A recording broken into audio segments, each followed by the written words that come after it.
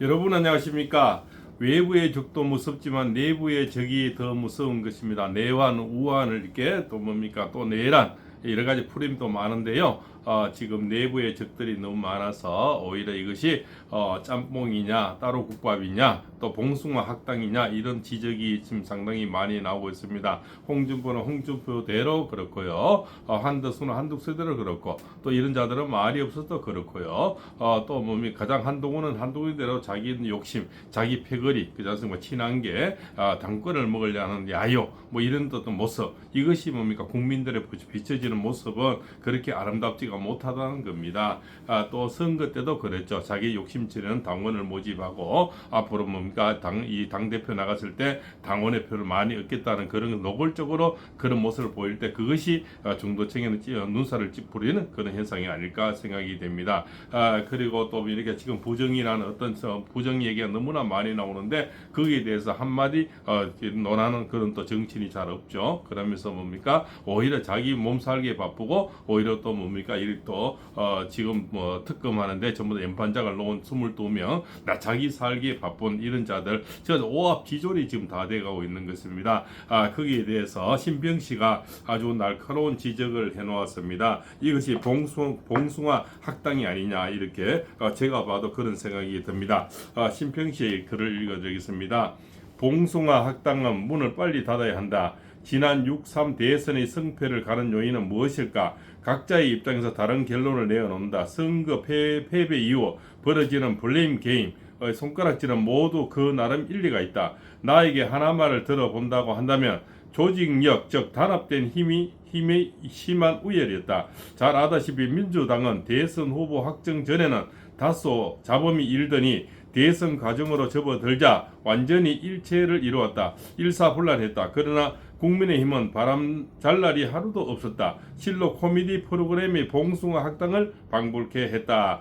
가뜩이나 천영의 낙인 역할을 한 내란의 프레임도 버거운데 여기저기서 김을 빼는 사람들이 속출했다.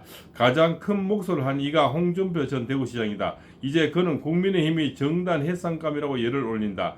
또 왜 홍준표가 이렇게 국민의힘과 윤석열 전 대통령에게 깊은 원한의 칼날을 세우는 것일까?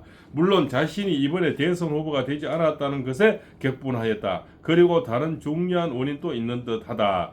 그는 윤석열 정부 출범 바로 그 해부터 한덕수에 대신해서 자신을 국무총리로 해달라고 집요하게 요구했으나 당시 윤 대통령은 완곡하게 이를 거절한 것으로 들은 적이 있다.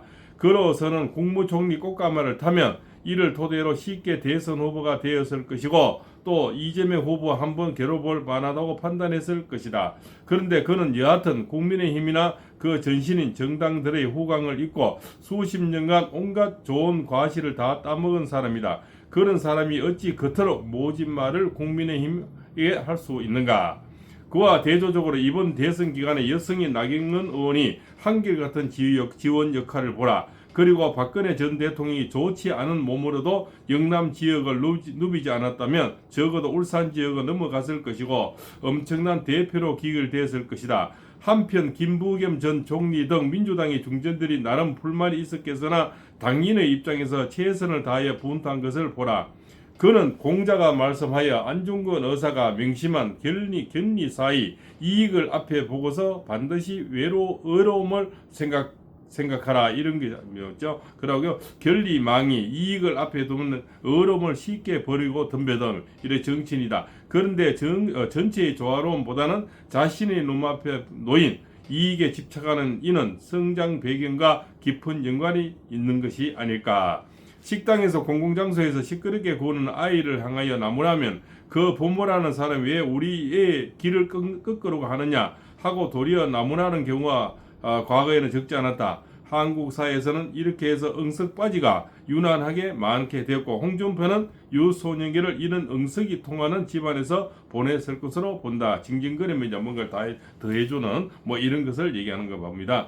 국민의힘 그리고 보수의 진영 내부에서는 홍준표뿐만 아니라 이런 응석바지로 자라난 도대체 앞뒤를 가지지 못하고 막대한 행동을 하는 사람이 들어있는 것 같아. 이런 사람과 적당하게 손절하여 결별하지 않으면 그 손은 두고두고 이어질 것이다. 봉숭아 학당은 하루라도 빨리 문을 닫고 그 자리에 제대로 된 학교가 차려져야 한다. 그 내부에는 이런 얘기가 있죠. 우리 김문수 후보님이 지금은 김문수 선생님이죠. 이분이 보수 대보수 어떤 단결 뭐 백의종교를 하셔도 그렇고 나중에는 당원과 국민들이 다시 당 대표로 초대하지 않을까. 본인은 뭐 하쌌고 만류하지만 지금 현재로서는 전체를 아울릴 수 있는 대안은 바로 김문수 후보입니다. 물론 한동훈이가 아무리 친한계를 가지고 뭐 당권을 욕심내고 있지만 당 옆전에도 뭡니까 우리가 한독수하고 이렇게 해서 건영세, 건성동이가 수 후보 교체를 하려 할 때 당원이 불러내고 초대했듯이 지금은 우리 대세가 김문수 후보님밖에 이 전체적인 이미재명에 싸울 수 있는 그런 분은 야권에서는 바로 우리 김문수 후보입니다. 그래서 결국은 당원과 국민이 다시 불러낼 것이다. 또 이런 작은 유튜버들이 저는 다 불러낼 것이다. 이렇게 좀 생각을 하고 있습니다. 물론 저 좌파에서는 뭐 역선택을 할 수 있겠지만 이 우파의 작은 유튜버, 큰 유튜버들이 결국적으로 김문수 후보님 편을 들고 있고 지금 뭡니까 또 오히려 당원도 김문수 후보님 앞으로 당원 또 이렇게 또 가입을 해달라는 이런 부탁을 많이 하고 있고요.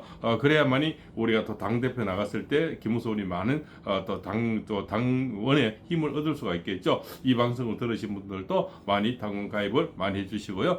한 달에 1,000원씩을 석 달만 내주면은 나중에 투표권이 있다고 합니다. 그래서 지금 뭡니까 김용태 지금 비대위원장이 9월 정도 전당대회를 하니까 지금부터 한 석 달만 내면은 결국 또 나중에 선거에 자격이 있다고 합니다. 결국적으로 지금 시대가 부르고 뭐 국민이 부르고 당원이 불러서 다시 김문수 후보님은 다시 이 어지러운 동숭화 학당 그렇지 않습니까?